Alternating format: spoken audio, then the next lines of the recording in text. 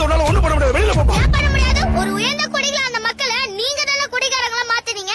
என்ன மாதிரி எத்தனையோ குழந்தைங்க தன் தந்தையை இழந்து அனாதை இருக்கிறதுக்கு காரணமே இந்த குடிதான்.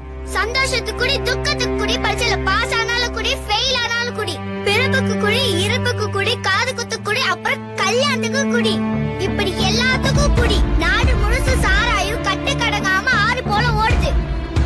கஷ்டப்பட்டு சம்பாதிக்கிற பணத்தை பொண்டாட்டி பிள்ளைங்களுக்கு கொடுக்காம கவர்மெண்ட் நடத்துற ஒயின் ஷாப்க்கு கொடுக்கறாங்க. சாராயத்தை குடிக்கிறவன் அவன் மட்டும் தள்ளாடல, அவன் குடும்பமே தள்ளாடுது. குடும்ப தலைவனை சாராயத்தை குடிக்க வச்சு கொண்டுட்டு விதவியான அந்த வைஃப்க்கு பென்ஷன் தருது இந்த அரசு.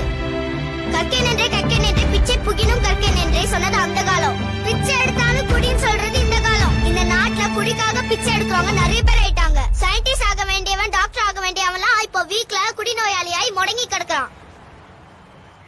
வாங்க நம்ம எல்லாரும் ஒன்னா சேர்ந்து போராடலாம்.